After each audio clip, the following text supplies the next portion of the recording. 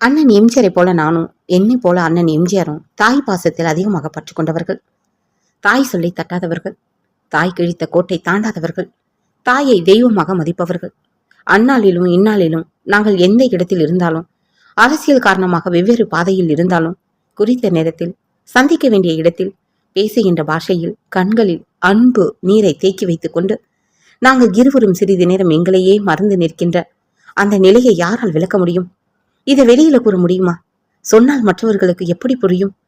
படிப்புக்கு பலர் இலக்கணம் வைத்திருப்பார்கள். நாங்கள் நட்புக்கு இலக்கணம் வகுத்தவர்கள். ராஜாமணி அம்மையாருக்கு உடம்பு சௌகரியம் இல்லை என்றால் தன் உடம்புக்கு வந்துவிட்ட மாதிரி அண்ணன் இருப்பார்.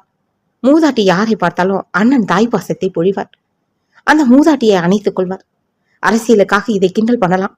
ஆனா அவருடைய மனதில் எங்கோ ஒரு மூலையில் தாய்ப்பாசம் இருப்பதனால் தானே இப்படி செய்கிறார். மற்றவர்களால் முடியுமா? திரையுலகில் அண்ணனின் பாணி வேறு, என்னுடைய வழி வேறு. நம்மாலும் சண்டை காட்சிகளில் நடிக்க முடியும் என்பதை நிரூபித்தேன். தம்மாலும் நடிக்க முடியும் என்பதை அவரும் பல படங்களில் காண்பித்தார்.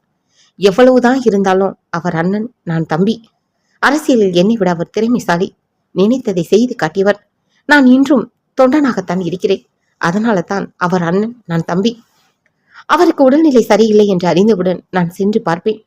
அவருக்கு கால் உடைந்த போது தொடர்ந்தாற்போல் சிரமங்கள் வந்து கொண்டு இருந்தன.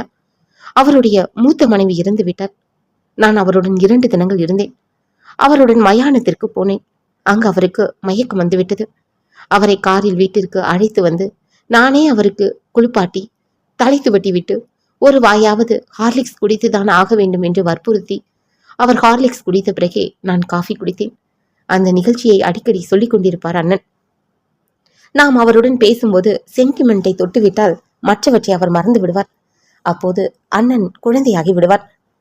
அவர் மக்களுக்கு இன்னும் ஆற்ற வேண்டிய பணிகள் நிறைய இருக்கின்றன என்று கருதிய ஆண்டவன் நம் பிரார்த்தனைகளை ஏற்று அண்ணன் அவர்களை அமெரிக்காவில் இருந்து தமிழ்நாட்டிற்கு உடல் நலத்துடன் திருப்பி அனுப்பி இருக்கிறான்.